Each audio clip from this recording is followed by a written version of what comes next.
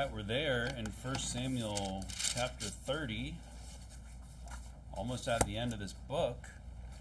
Before I get into it, I'll summarize what we went through in 1 Samuel 29. If you remember, this is when David and his men were about to they were yoked up with Achish. The Philistines are going to war with Israel, and David is in this situation where he's kind of fled from Israel, fled from Saul. He's yoked up with the Philistines under King Achish, and now potentially he's going to have to go and fight his own people, the people of Israel.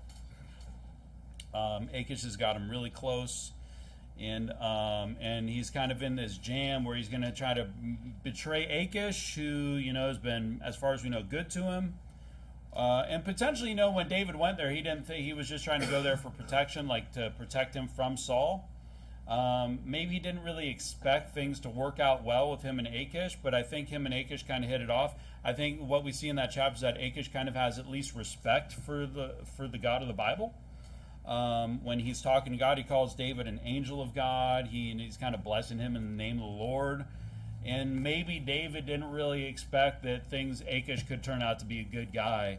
And that's why he was kind of going to take advantage of Achish. But then in the end, he's kind of put in this jam where he's got to basically, betray his friend. I mean, that's kind of speculation, but you can see that if you start going down the wrong road and you start going about by deceiving and lying even to certain people, it can end up badly, and it can put you in a bad situation. Because you might go somewhere and you might say, hey, this guy's not a good guy. I know all about this guy, and I can just, do whatever. But then in the long run, maybe they're going to be your friend, maybe they're going to be a good person, and then maybe you're going to have some regret because of the way you treated that person in the past. So we have to be considerate and maybe think long term. And then what we see, though, is that the Philistines don't trust David to fight their battle. They think that he's basically just going to throw the war and to get right with Saul, so they don't trust him. And basically David and his men are going to return to Ziklag, where they're from, at the end of that chapter. So that's kind of where we're at. They're returning to Ziklag, but while they were gone, things didn't go so well in Ziklag, which you read about there. The Amalekites went and basically ransacked Ziklag and some other cities of the Philistines and of Judah. So we'll get into 1 Samuel 30, verse 1. Before we do that, I'm going to pray. Heavenly Father, I just pray thee fill me with your Spirit and help me to preach this message to the people here. In Jesus' name we pray. Amen. 1 Samuel 30, verse 1. And it came to pass when David and his men were come to Ziklag. Remember, this is the city that Achish gave them. On the third day, that the Amalekites had invaded the south and Ziklag, and smitten Ziklag, and burned it with fire, and had taken the women captives that were therein.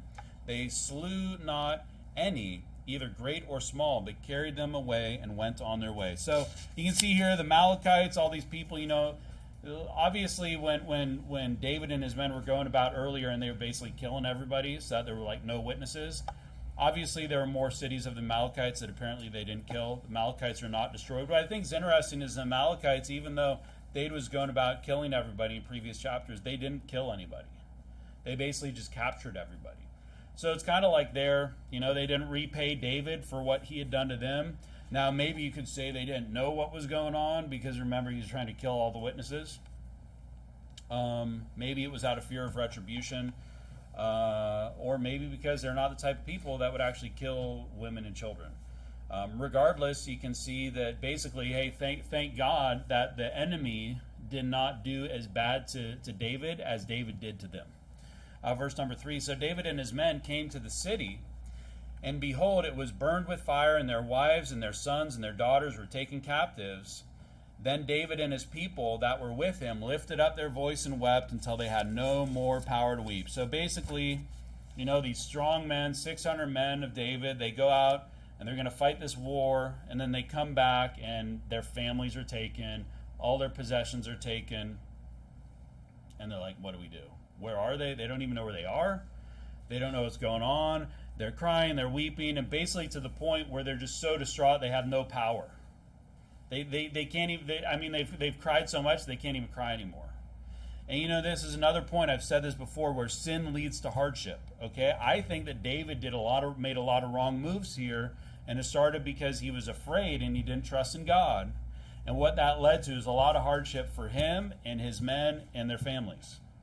Right? That's what it all came down to. If he had just stuck, with doing the whole thing with Saul and running around and hiding behind mountains and doing all that thing that he was doing before, possibly none of this would have happened, okay? But what I also want to point out here is I think it's interesting. Go to Titus chapter 2. A lot of times in the New IFB or Independent Fundamental Baptist, especially New IFB, because we actually preach this stuff, we are getting a really hard time being like misogynistic and that we hate women. I don't think any man in here hates women. I think that we appreciate women, and I don't hate my wife. I love my wife, and I want to protect her and to provide for her.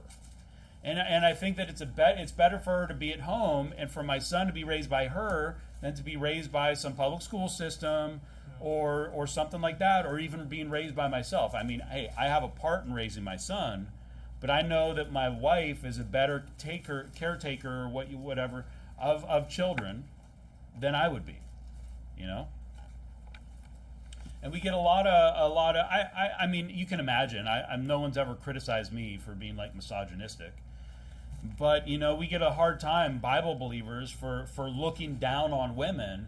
But I don't think God looks down on women. I don't think it's looking down on somebody to say, hey, I want this person to be protected and taken care of and cherished. Right? I don't think God's looking down at the woman when he says, no, I don't want you out in the world being exposed to all this terrible stuff. I want you to be at home where it's safe. And I want to give you the most important role, which is to take care of the next generation. But what I think is interesting here, let's go to Titus 2.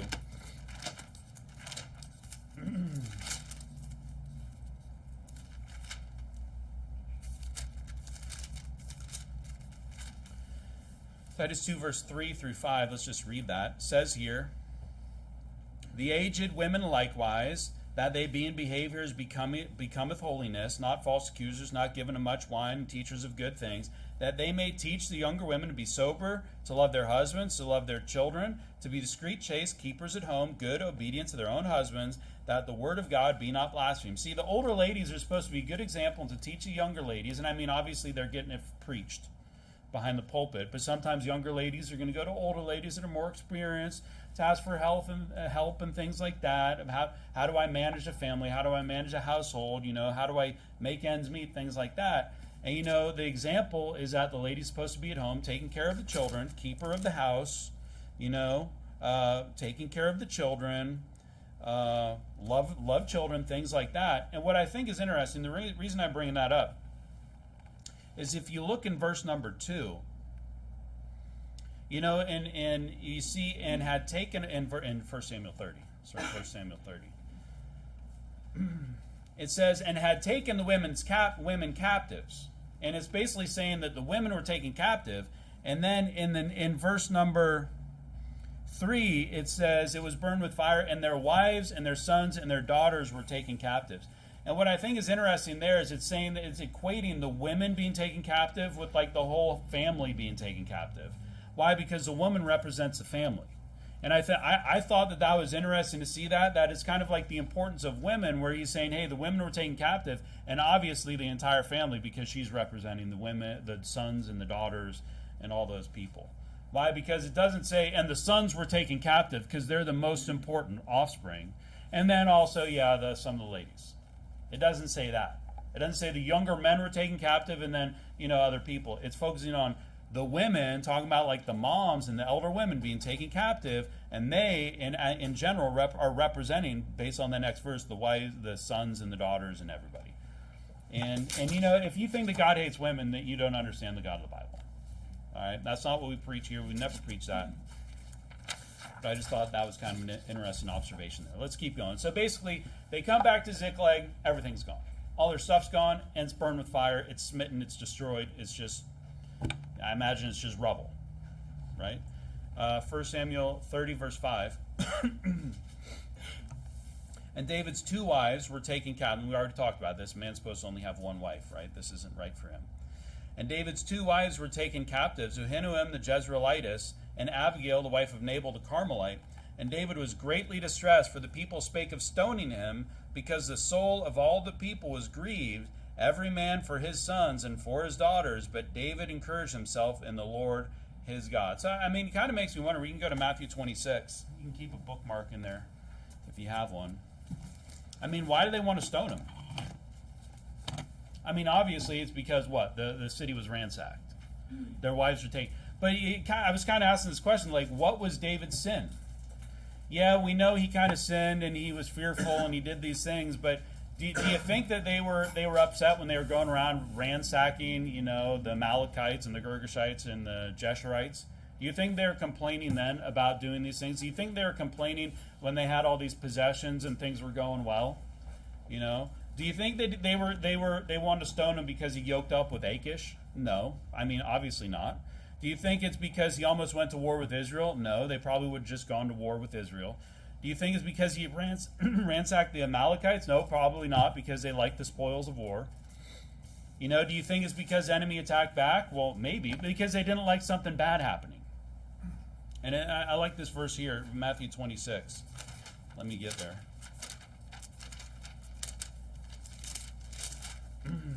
Matthew 26:48. Now he that betrayed him, so this is like the Garden of Gethsemane, this is referring to Judas Iscariot.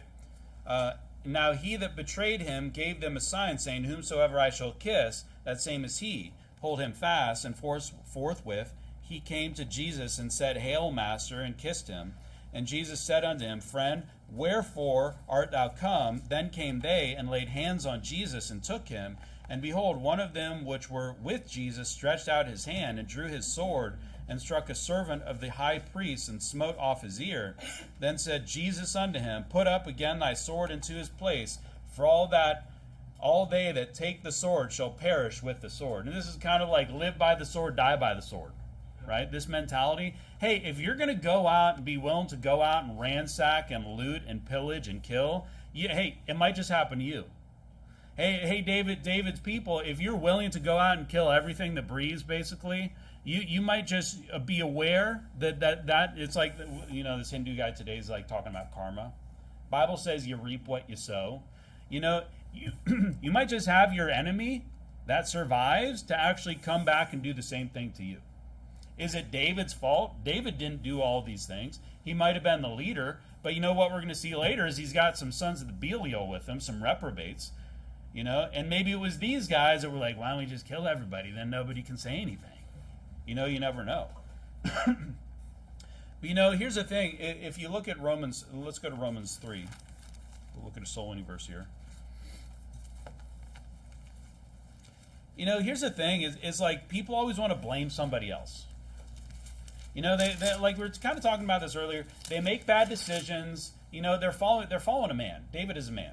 All right, he's a man after God's own heart. He's a great man. He's a great example. But we know he's not perfect because we read the Bible, and we already saw in the recent chapters he's made some bad decisions. I mean, you can imagine how difficult it is to lead people like that, especially in those circumstances. But people always want to blame somebody else. Oh, we want to stone you to death, David. Why? What's the reason? Because our women are taken captive, and our kids and our daughters and our sons are taken captive, and we lost everything. Well, I mean, you reap what you sow, buddy. Why is it David's fault? They were following him. They were glad. I'm sure they were actually joining up with him because he was like their hope, if you will. Remember, they were all like the outcasts. They were like his outcast army. They had nowhere else to go, so they find David. They yoke up. Maybe maybe there's a reason why they're outcasts.Maybe because when things don't go right, they just want to stone their leader to death that they've been looking up to and following. But a lot of people, they just want to always blame somebody else, whether the other person's responsible or whatever. Hey, if you're going to follow a fellow man, just remember this, as it is written, Romans 3:10, there is none righteous, no, not one. That guy's going to make some wrong decisions. Okay? Hey, you know what? Let's talk to the family here and to the wives and the children. You know what? Sometimes some bad stuff's going to happen at home because the father, the husband, is not going to lead to the best that he could, and he's going to make some mistakes. So, don't just start like what does the world do when things go wrong? The wife just wants to get a divorce. It's over. That's basically like stoning a guy to death, right? I mean, it's kind of like in a way, it's just killing him. And then they take everything. It's like, no, I mean, you marry that guy, you follow the guy, and there's going to be good things and there's going to be bad things. And what you see later is that it all gets resolved. There's going to be ups and downs, but don't be like these fair weather fans that they're only following the team when they're winning, and then when the team's losing, they're like, they're terrible. These people that they love people when they're successful, and then they hate them when they're failures. Like people have these like celebrities that they look up to, and wherever people find celebrities, and everybody loves, what's that comedian for Huxtables? Bill Cosby. They love Bill Cosby. They think he's like America's dad or something like that. And they think he's so great and he's so funny and he's so lovable until they find out that he's like a total sexual predator. Yeah. I mean, obviously we should hate that guy. Maybe that's a bad example. Maybe that's a bad example of someone that you should hate through thick and thin. But you know what? Like in the household, or if you're following someone at work, hey, if you're following your boss, he's going to make some bad decisions.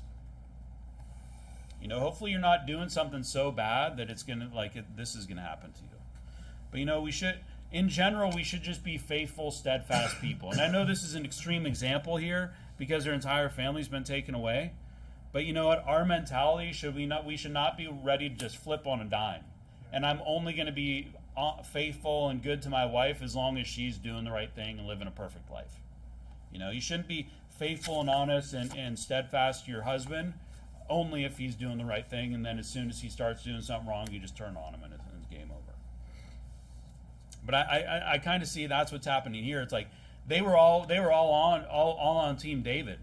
They were all about Team David up until something bad happened, when they've been going wreaking havoc all over the place. Okay? And I don't see this as being some holy war. I don't see God telling David and his men to go do these things. Okay? I don't see God telling David, go live with the Philistines. Yeah. Go down and march with Achish, right with Achish to go to battle with Israel. I don't think God was telling him to do that.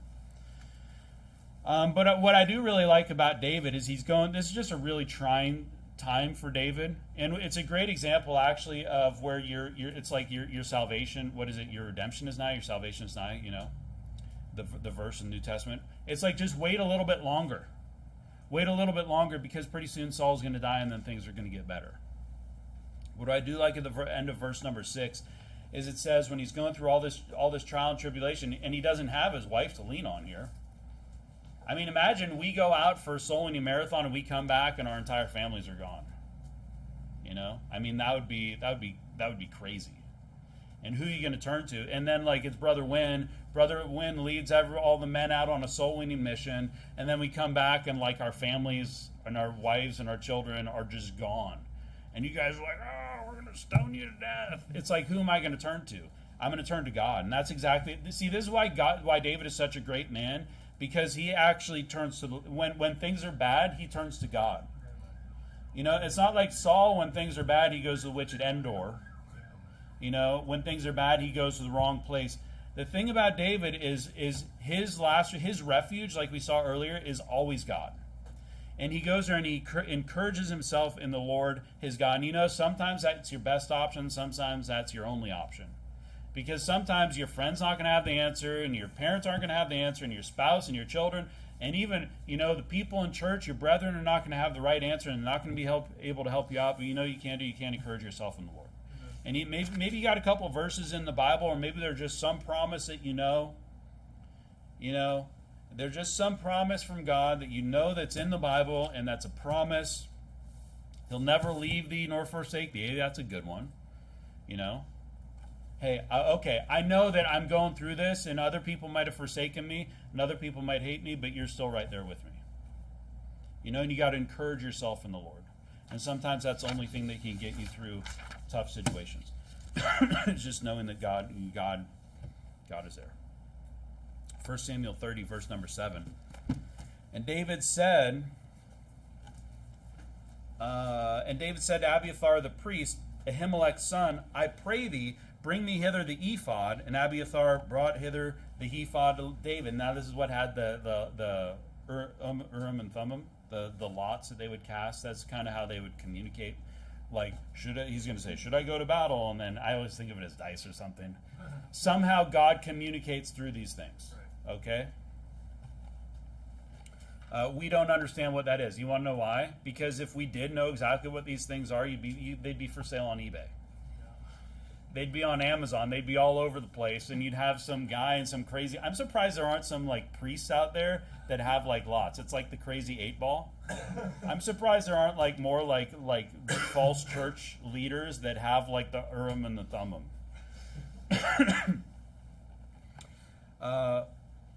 And brought hither the ephod to David. And I imagine that David is going to have Abiathar the priest, inquire of the Lord. And David inquired at the Lord, saying, but I imagine he's probably going through the priest. Shall I pursue after this troop? Shall I overtake them? And he answered him, pursue, for thou shalt surely overtake them, and without fail recover all. So he's inquiring of God, should I go and rescue my family? I mean, good night. I hope his wives didn't come back and David's like, I wasn't even sure if I should rescue you and the kids or not. I was just thinking, I thought you were gone. I thought I'd just have to start over from scratch. I mean, good night. If you're ever looking for something, if your wife is kidnapped, go after your wife. If your kid's kidnapped, I mean, by all means, go after your kid. But this is, I imagine the reason that it's so hard is one, they're totally sorrowful for everything that's going on, and two, they're only like 600 guys against the Amalekites, which it doesn't say they're of like the sand of the sea, but later it's going to say they're basically all. What does it say? They were spread abroad upon all the earth. I mean, there's a lot of guys. So this kind of seems like a situation that they can't deliver them by themselves. So they kind of think that they're out of loss. Okay, they're small in number. They're extremely discouraged. But I would say that, hey, if someone kidnaps your family, yeah, I think God's going to be with you to go rescue them. Verse number 9. But it would be encouraging for David to go to God and ask him and inquire and say, hey, basically, are you going to help me out here? To have a little bit of confidence. So David went, he and the 600 men that were with him, and came to the brook Besor, where those that were left behind stayed. But David pursued, he and 400. And this is another thing I like about David, is he's always going out and leading the battle. He's leading the men, They're basically, I'll just finish this. For 200 abode behind that were so faint that they could not go over the brook Besor. So for one, maybe it's because of all the traveling, the 3 days. They went to fight and went with Achish, and then they come back, and they're probably tired for that. Maybe they're marching. I don't think they're on horseback, so they're probably marching all that time. And also because they're just so depressed. I mean, they're to the point where they can't even cry. Like that's how much they've been crying. That it's too much traveling, too much sorrow. They can't even go on. But you know what? Hey, David is in a way even going through more, because he's got like all this pressure of these 600 guys on him. All this, he's going to feel that responsibility himself. And so 200 of these guys stay behind, but regardless of how David is, he's going to go out and he's going to lead the other 400.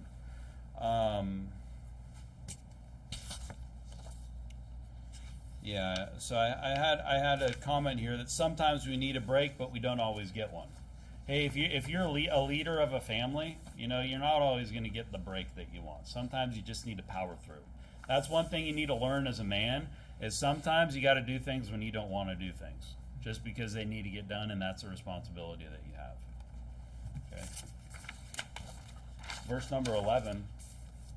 And they found an Egyptian in the field, and brought him to David, and gave him bread, and he did eat, and they made him drink water. And they gave him a piece of a cake of figs and 2 clusters of raisins. And when he had eaten, his spirit came again to him, for he had eaten no bread, nor drunk any water, 3 days and 3 nights. And what I think is interesting is, earlier it mentioned the 3 days, and you'll find 3 days is a period in a lot in the Bible, where they had basically, after they came to Ziklag on the 3rd day.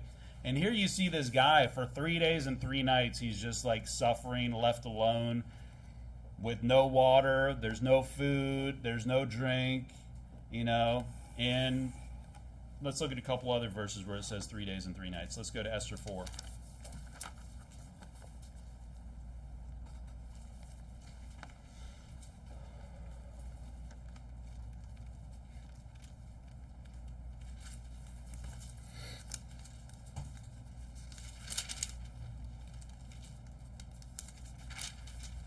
Esther 4:16. So there's a couple fasts in the Bible, and there's like one fast is like the 3-day fast, which you'll see here, Esther 4:16.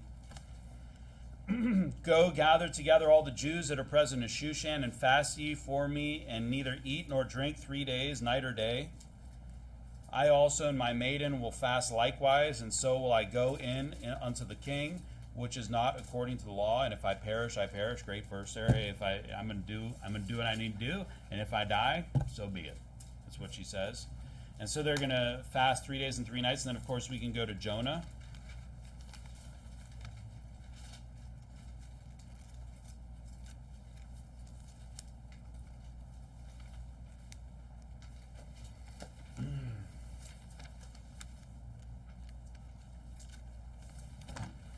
Jonah 1:17. Now the Lord had prepared a great fish to swallow up Jonah, and Jonah was in the belly of the fish 3 days and 3 nights. So we see this is referred to in Matthew, because why? Jesus was 3 days and 3 nights in the heart of the earth. It says here in Matthew 12:40, for as Jonas, referring to Jonah, was 3 days and 3 nights in the whale's belly, so shall the Son of Man be 3 days and 3 nights in the heart of the earth. And I mean, you can apply whatever you want. So that basically they find this Egyptian that's just abandoned. And he's basically starving. And we'll find out in the future in verses that he was sick somehow, and his master just left him there to basically to perish. But I think it's interesting, the 3 days and 3 nights, because you don't see that a whole lot. And I kind of look at this as kind of like, God's somehow working in all of this. You know what I mean? Like, why would he be 3 days and 3 nights? I think it's kind of like God. This is something that's God is doing in this verse. Okay. Let's go to Hebrews 13. And David's men are compassionate on the stranger, this guy that they just meet. A lot of them are probably not the sons of Belial, but a lot of these guys are probably learning from David. David had some really good qualities. Look at Hebrews 13.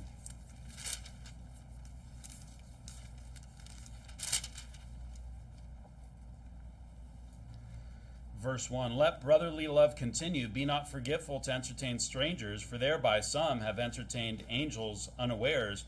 Remember them that are in bonds as bound with them, and them which suffer adversity as being yourselves also in the body. And it says here in verse number 2, some have entertained angels unawares, like messengers from God. And it's interesting, and you look at this guy's 3 days and 3 nights. What you'll find out is they seem to not know where the Amalekites are.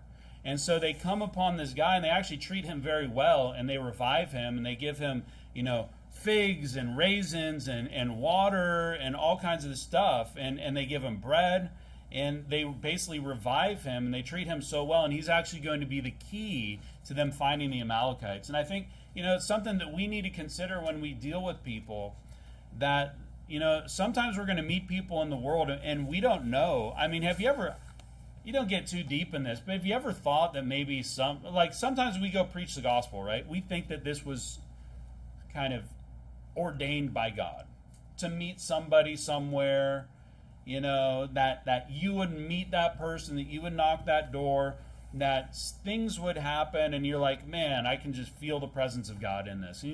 There's going to be some times when we meet people, and we need to make sure that we're not just hasty to judge them, and maybe we do need to reach out to people and have compassion on people, because maybe this guy is actually someone that God put there to help them out in their endeavor. Because, people entertain angels unawares. Angel doesn't mean like, we talked about this, the cherubims, the fat little babies with the wings. It's basically just some kind of messenger of God. So they have compassion on the stranger who is abandoned here. It says in verse number 13, and David said unto him, to whom belongest thou? And whence art thou? And he said, I am a young man of Egypt, servant to an Amalekite, and my master left me because 3 days agone I fell sick. So basically, we're basically commanded. You guys can go to Colossians 4. You know, to be honest, you don't see a whole lot about masters being amazing to their servants. Okay? And because I think the Bible wants to emphasize that the boss is the boss. And the servant should not, like at work, your master is your boss and you're the servant. Okay? That the servant is not supposed to usurp authority over the master. And there's even a verse, and I don't have it here, where it's basically like talking about how inappropriate it would be for the master to come home and for the servant to make food and for the servant to place a meal and then for the servant to eat first. It's like, no, the master eats first and then the servant. It's like even if the guy works his butt off, like that's how it's supposed to be, okay? But if you look at Colossians 4:1, masters, give unto your servants that which is just and equal, knowing that ye also have a master in heaven. But we should treat, if you have employees, if you have people beneath you, you should treat them well. All right? You don't need to treat them better than yourself, but you should treat them well. And obviously, this Amalekite master is not serving is not treating his servant very well. We should love our neighbors ourselves. If you have people that work for you, you should treat them however you think that you should be treated if you were in their position. Titus 2:9. Here's the thing, and you can look at this and you can say, well, maybe this Amalekite is just one of these like guys that he's like, I'm always sick. I always got a problem. Maybe or the Egyptian. Maybe the Amalekite's like, I'm sick and tired of this guy. I'm just going to dump him in the desert. I've had enough of this, right? You're sick all the time. You can't carry anything. You're my servant. What are you talking about? You can't carry anything because you got an ache in your whatever. Well, hey, that your job is to carry stuff, so you can just stay here if you're not willing to work. But here's the thing: is it's just leaving him to die.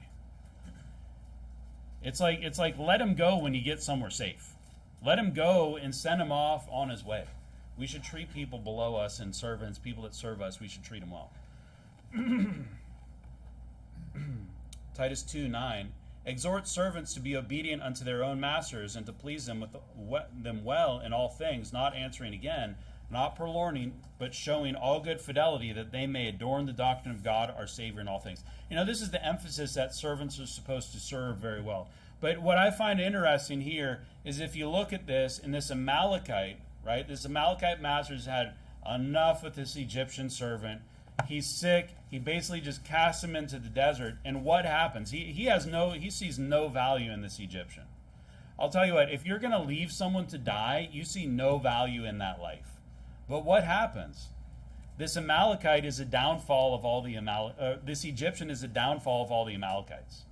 So you better be careful. That person that you look down upon, potentially could be like this Egyptian, and they're going to be your downfall if you're not careful.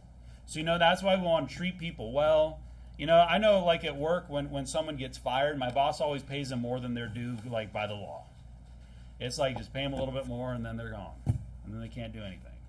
It's like give them a little bit more, break things off clean, and just you can go on your way. Yeah, you're fired, but hey, you get a little bit more than the law requires, and you're gone. You think of like undercover, you ever watch these undercover boss things?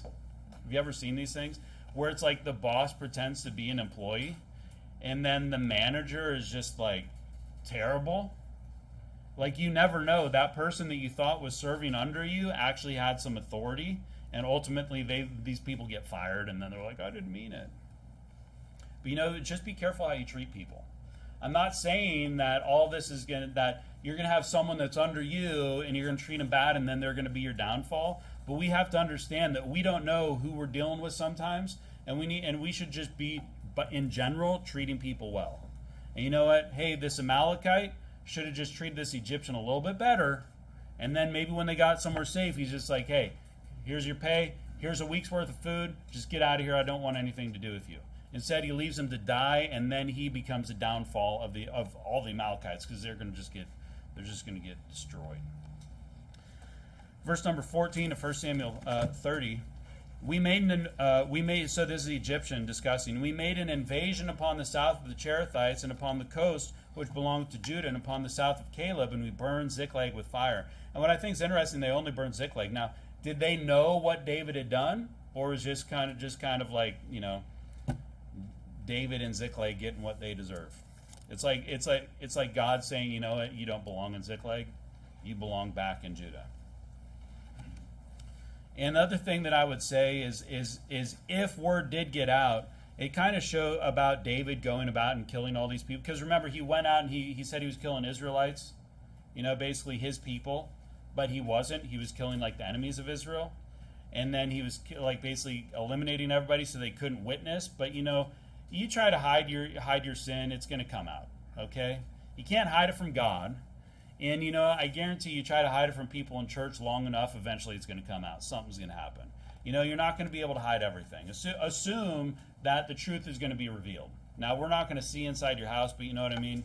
Like, this stuff got out. Ziklag ultimately was burned with fire. Is it because they knew what David had done, or is it just kind of a judgment of God? I'm not sure. You can think about that for yourself. Verse number 15, David said to him, "Canst thou bring me down to this company?" So David wants the Egyptian to show him where the Amalekites are. And he said, "Swear unto me by God that thou wilt neither kill me nor deliver me into the hands of my master, and I will bring thee down to this company." That's a fair deal, right? And when he had brought him down, behold, they were spread abroad upon all the earth, eating and drinking and dancing, because of all the great spoil that they had taken out of the land of the Philistines and out of the land of Judah. And this is like the world today, you know, they're just eat, drink, and be merry, for tomorrow we die. But they leave out the and split hell wide open part, right? These people are rejoicing. They don't even know the judgment that's going to come to them. Verse number 17, and David smote them from the twilight even unto the evening of the next day, and there escaped not a man of them, save 400 young men, which rode upon camels and fled. So basically from twilight, I mean, when is that? The sun goes down. Maybe it's like 9 o'clock. Maybe it's like 6 o'clock. Until evening the next day. This is like overnight.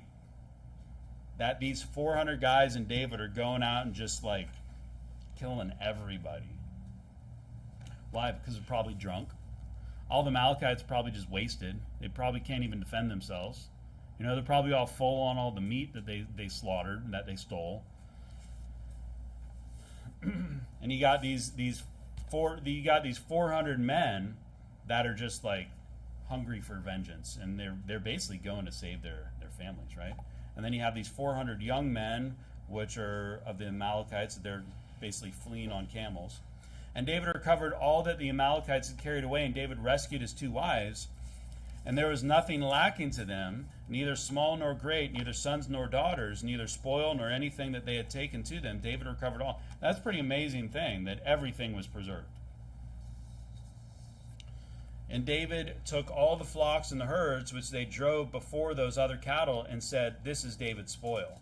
And David came to the 200 men, which were so faint that they could not follow David, whom they had made also to abide at the brook Besor. And they went forth to meet David, and to meet the people that were with him. And when David came near to the people, he saluted them. So they're coming back to those men that they left, that were basically staying by the stuff. Then answered all the wicked men and men of Belial, of those that went with David, and said, "Because they went not with us, we will not give them aught of the spoil that we have recovered, save to every man his wife and his children, that they may lead them away and depart." Let's just keep reading there. Verse number 23. Then said David, "Ye shall not do so, my brethren." With that, and you know, it's kind of like, what is he calling the reprobates his brethren? But there are some just evil guys that are just kind of wicked, right? "With that which the Lord hath given us, who hath preserved us, and delivered the company that came against us into our hand. For who will hearken unto you in this matter? But as his part is that goeth down to the battle, so shall his part be that tarrieth by the stuff. They shall part alike. And it was so from that day forward, that he made it a statute and an ordinance for Israel unto this day." So basically you got these guys led by, imagine, a small group of wicked men, right, that are greedy. You know, they want more possessions for themselves, obviously.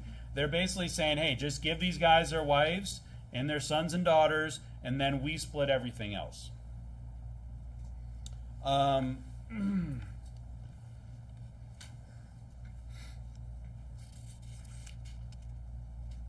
But go to 1 Peter 3. But you know, here's the thing is, I got a couple things actually to talk about this. One, when it feels like there's no hope, there's always hope.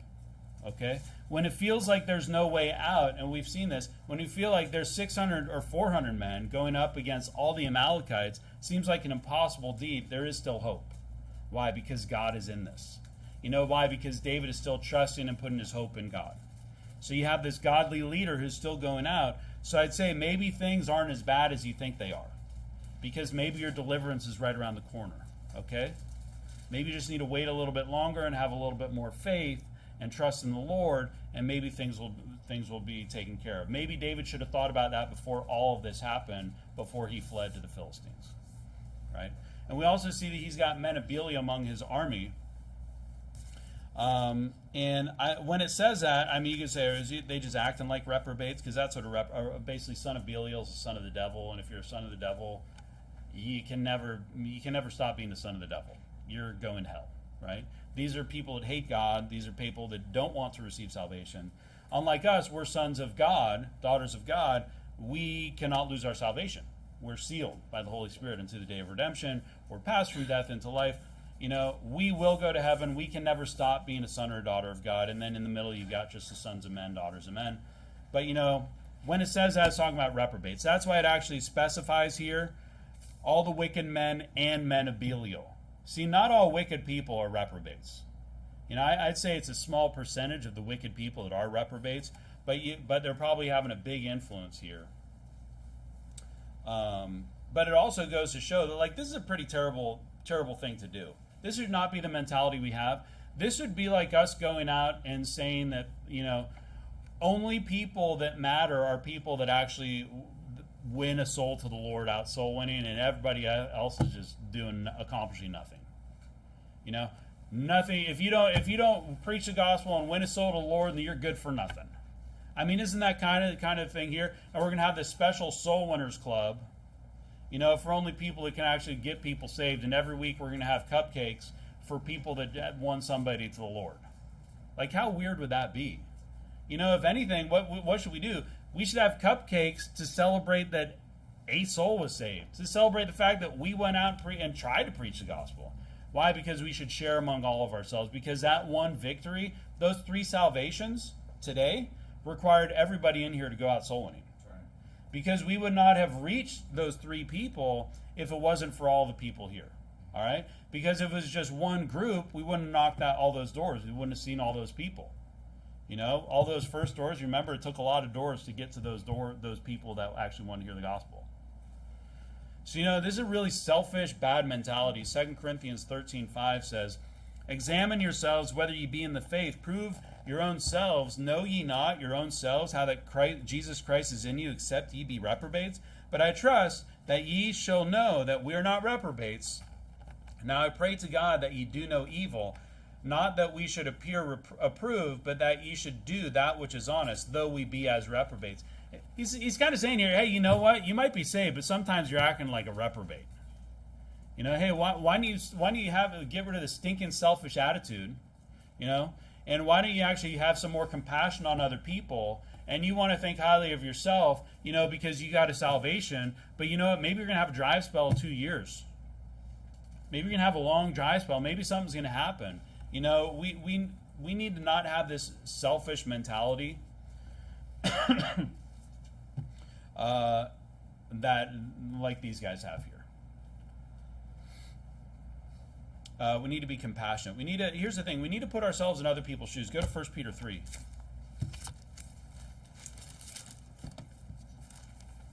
I mean, maybe these reprobates they don't have emotion like we do, okay? It's like they're like psychopaths. They're like, oh, my wife's dead or she's gone. I guess I'll just get a new one. Oh, my children are gone. Oh, well, I will just get like this guy that left a review on our Facebook. Like no emotion, right? So it doesn't mean anything to them to just go out and fight the battle. Meanwhile, there are these guys probably that have to stay by the stuff because maybe they're exhausted or maybe they're just so distraught because they care about their family so much that they're just unable to. And you know, sometimes we need to put ourselves in other people's shoes and we need to have some compassion on other people. 1 Peter 3:8 says, "Finally, be ye all of one mind, having compassion one of another, love as brethren, be pitiful, be courteous, Because, here's the thing. These people that you look down on, they're backsliding, they're having a hard time, maybe that's going to be you someday. And maybe it's not so far-fetched for you to be just like them, to go through something, to be in a similar situation as them. Maybe we need to have a little bit more compassion. These 400 guys, it's actually a subset of the 400. They're looking down and saying, we're not going to share any of this because they didn't do anything. But actually they did do things because they were there the whole time. They were there all throughout, all the escapades of David. And they were just not there for that one battle. They were there. It seems to me that they were there every single time. And then it's just that one time they're not there, so they don't get anything. Share. You need to share in it. Okay, it's a wicked attitude. So David sees this, and he knows it's a wicked attitude, and he basically shoots it down. And he kind of puts this statute and an ordinance unto this day, which means it basically went on from there out. Because you can imagine, there's probably like, do we share? They didn't go. They're part of the team. It's like they're part of the team, but they weren't in that battle. So should they get the reward? And basically, it is if they're on your team, then they share, because that's how it's going to work. At work, it might be like that. You have two projects. You imagine you have two projects and going on in the company, and sometimes you don't have a choice on which project you work on, and this project is extremely profitable and successful, and this one isn't. It's not like the people on this team had a choice. So can you imagine that only these guys share in the profit and these guys get nothing?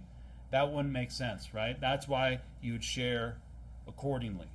Because there might be someone over here that's working their butt off and is amazing and actually made it a lot less, of a bad, helped the project a lot.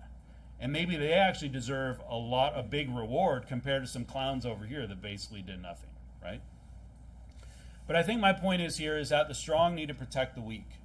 And we need to have that team mentality in church, at home, at work, that you're going to look out for the people that are weaker. And you're going to care for them. And there might be some people that aren't as productive at work, but we should all share in victories, we should all share in successes. And that's a good mentality. Why? Because the whole thing here is basically David is saying, that which the Lord hath given us, the Lord hath preserved us. The Lord delivered the company that came against us. The Lord did all these things. We just happen to be in the right place at the right time. So you know what? Hey, why don't we all share in it? Because if this is a gift from the Lord, how is it ours to hold back from somebody else? Like I said, we all share in the souls that are saved here. I don't know how the rewards for preaching the gospel is and salvations and things like that. But I'll tell you what, we all participants God looks down, is smiling on all the people that go out attempting to preach the gospel in His name. All right, God is very pleased with all these people, and God is very thankful for all these people. I'm thankful for all the people that go out and preach the gospel. And there's a lot of people that don't get people saved every single week. I know I don't get people saved every single week. But hey, thank God that we have enough people that are going out enough times, and we do get people saved. And, we all share in that. We all share in the victories that we have.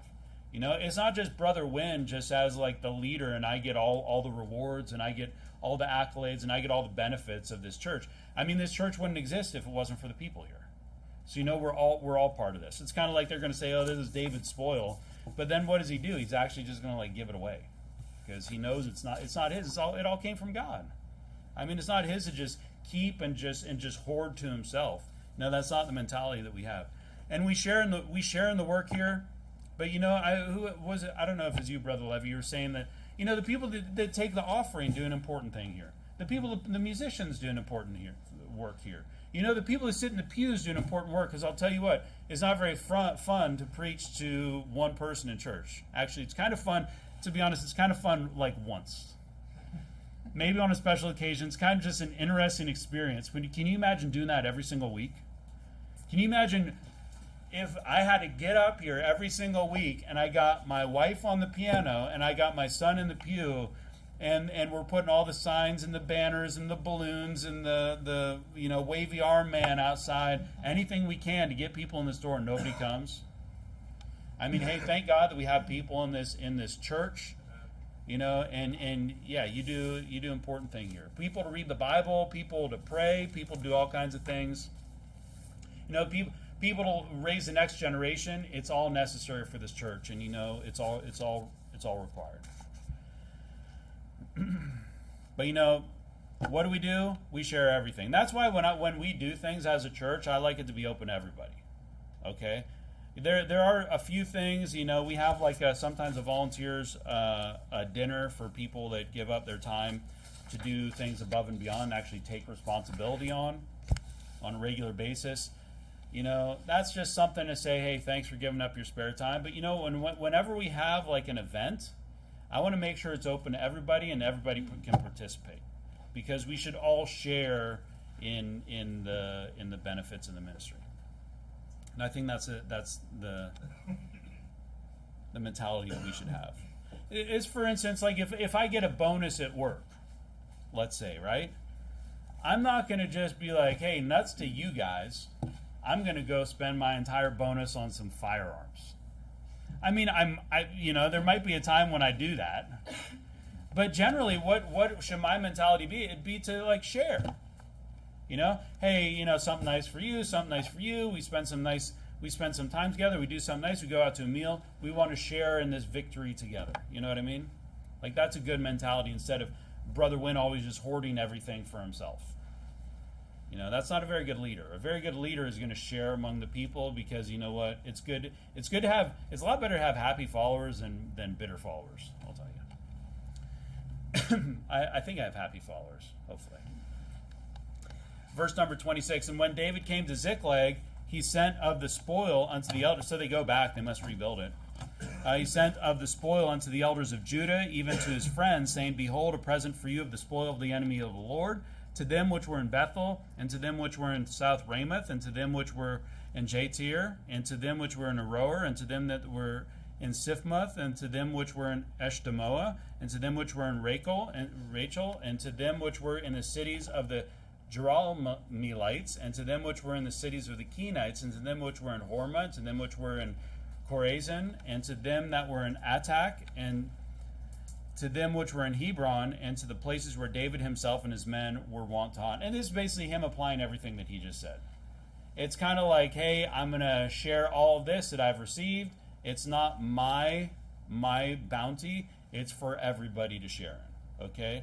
And I also see this as like a real power move on David's behalf, because he's actually like, for you, yeah. It's kind of like a real political move that he's making, and he doesn't know that Saul is. I don't know if Saul is dead at this point.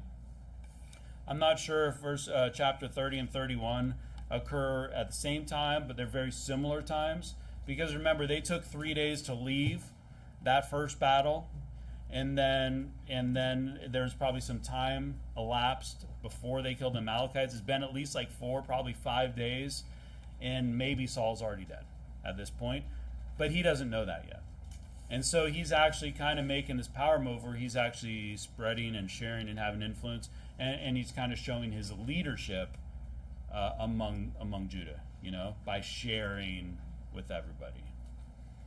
And he's sharing with he's basically applying what he just taught, sharing victory with all the his people, those that took him in, those that were good to him.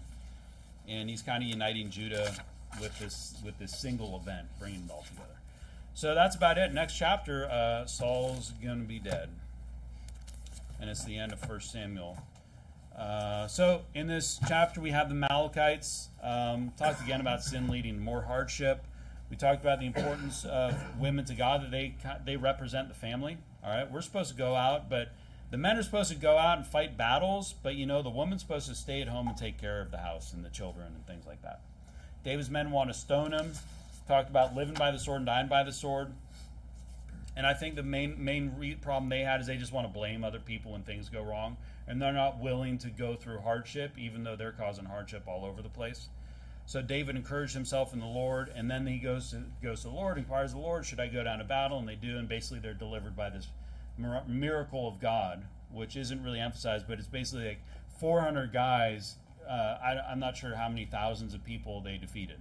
Probably because the Amalekites were just all wasted. from partying after all their escapades. And then we talked about the fact that you have the sons of Belial. You get a large enough group, there's going to be sons of Belial in it. Okay, it doesn't even matter how. I mean, I guarantee that you have a church. You have a church of a couple hundred people. It doesn't matter how good that pastor is, how good that church is. There's probably some reprobates in there. All right, and there's definitely going to be some wicked people, because sometimes saved people can be pretty wicked. But you got these sons of Belial, and they just want to take everything. And the message there is that we should share. We should be generous. We should not hoard things for ourselves. And it actually it will help you to build relationships if you're generous with people. If you're a good boss and you take care of people that are below you, you know what? You'll have more faithful people. If you're a good father, a good leader at home, and you take care of the people under you, they'll be more faithful to you. So, we should be a type of people that we're going to share in victories. The victories of this church, we all share in. It wouldn't, the things that are here wouldn't be possible without everybody here. So let's pray. Heavenly Father, I just thank you so much for this church and the people here. And I do thank you that we do have victories here and we are able to share in them. And I just pray that you would help us when we're going through trials to just encourage ourselves.